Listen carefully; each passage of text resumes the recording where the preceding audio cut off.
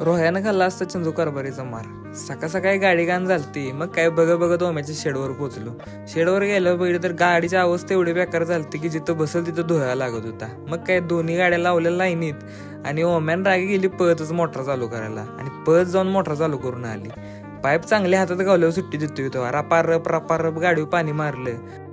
गाडी मन लावून धुतल्याशिवाय चमकत नाही, प्रत्येक गाडी प्रेमीला माहित असते. मग एका शॅम्पूच्या पडीचं बलिदान दिलं, बादली भरून फेस केला. मग तोच फेस गाडीला फसकटला, गाडी लागली चमकायला.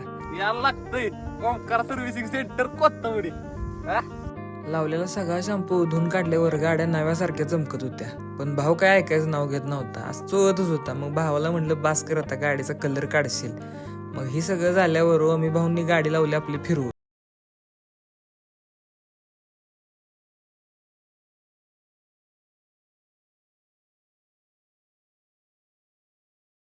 गाडी वाहिल्यावर लागल्या हाताने तिला पॉलिश पण केलं.